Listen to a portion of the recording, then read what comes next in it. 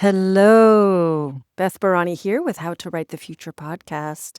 One of the biggest challenges I see in my writers that I work with as a developmental editor and coach is setting as missing.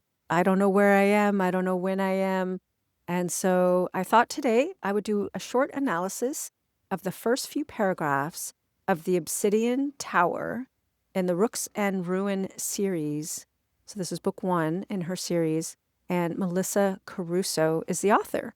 So I am just going to read a sentence and then talk about a sentence. Read a few sentences and talk about it for a few minutes. And let us analyze this because I think how she sets up her story at the very beginning is brilliant. I'm just going to say it. It's brilliant. It hooked me as a reader. And little caveat, I read widely. I read romantasy, I read mysteries, contemporary and paranormal, I read urban fantasy, I read lots of nonfiction, and I write science fiction mysteries, as well as young adult adventure fantasy, as well as paranormal, romantic suspense, epic adventure. And who knows what else I'll be writing. And I write novels and I write scripts now, too. I feel like I'm still a beginner with scripts. I've written a handful and revised one a dozen times. Story writing is story writing. I was just telling one of my friends recently, who's also a writer, I'm like, whatever form you write in, you are a storyteller. So let's embrace that. Whether she's doing vertical storytelling, really interesting. Anyway, sidebar. Okay, let me come back to The Obsidian Tower by Melissa Caruso in her Rooks and Ruin series, book 1. All right, here's the first sentence. There are 2 kinds of magic. I'm hooked. I love stories about magic. Why else pick up any kind of romantasy or fantasy romance? I'm hooked. And that invites us, every sentence invites us to the next sentence. That's a good book. So here we are. There are 2 kinds of magic. And I want to know as a reader, what are those 2 kinds of magic in this story world? And here we go. There's the kind that lifts you up and fills you with wonder, saving you when all is lost, or opening doors to new worlds of possibility. And there is the kind that wrecks you, that shatters you, bitter in your mouth and jagged in your hand, breaking everything you touch. Mine was the second kind. I was just blown away by this opening because we learned about the stakes of the story. When we know things about wonder and all is lost, new worlds of possibility, and then we get this intensity of wrecks you, shatters you, bitter in your mouth. Oh my God, how visceral is that? Jagged in your hand. It is so real. Nothing frou-frou about this. No long words. We know we're in a fantasy world because we're talking about magic, but her language is so grounded. And this too, breaking everything you touch. She's using second person. She's saying you. But she's really talking about herself. And then we find out that is true. Mine was the second kind. Right away, I feel like I am in the psyche of the point of view character. I'm in a psyche that is very physical, and I have both awe. I'm filled with wonder because this is a wide scope from wonder to breaking everything you touch. And I don't know which way we're going to go until this third paragraph. Mine was the second kind. Right away, I feel bonded to her because I know it's a her because I read the description. And actually, we don't know. We can't actually tell who is our main character, male, female. We don't know. We don't even know if the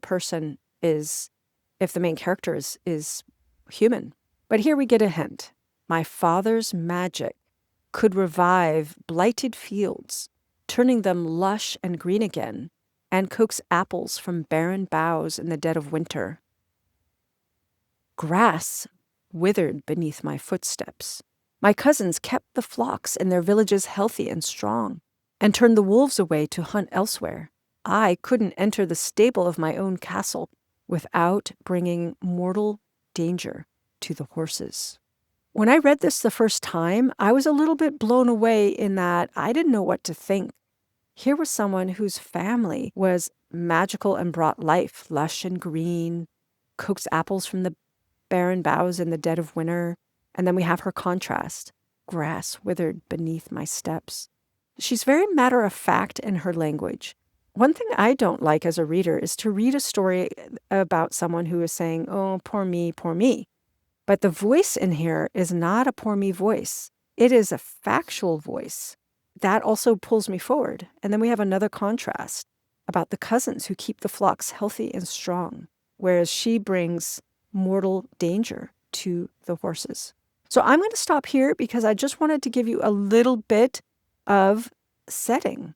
By setting, in this case, we're getting the scope of the world. We are learning the rules of magic in this story. So let's take it to your story now. If you're writing fantasy or science fiction, in fantasy, you need to establish the rules of the world, the magical rules. In science fiction, you need to establish the scope of the technology. What is running the technology? We can share that with our readers with guiding principles. So I challenge you to think about writing in 1, 2, 3, 4 paragraphs a little scope of your world. Now, I haven't really tried this overtly, but there is something called copying. A whole way of learning how to write is you just literally write down exactly what you see in this sentence. There are 2 kinds of magic. But what I would challenge you to do, and this is something I have done from the start, is instead of saying there are 2 kinds of magic, write it as it is true for your world. Maybe there's 10 kinds of magic.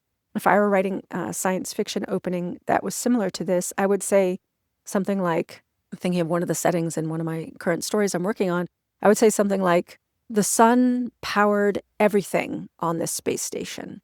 And then to copy the second paragraph, what is the spectrum in your world? What would happen in my story world if I talked about the space station, about the good things and the bad things of how the sun does that? And then to make a story interesting, you really want to ground it in your point of view character. So I'm actually curious. I'm going to see if I can use this for what I'm working on right now. And then how do you make it personal to your point of view character? And then in the 4th paragraph, she contrasts. She writes a sentence about her father's magic, and then she contrasts it with what happens in her case.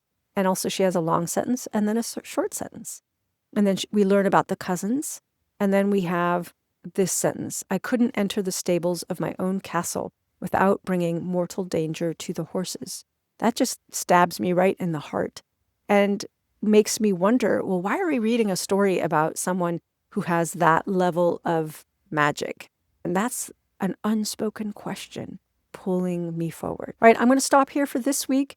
Please experiment with stating the rules of your world, the range of it, and making it very visceral, tangible, bringing in taste, bringing in touch, for example, and give us a little contrast, your main character, with others. Enjoy. That's it for this week, everyone. Write long and prosper.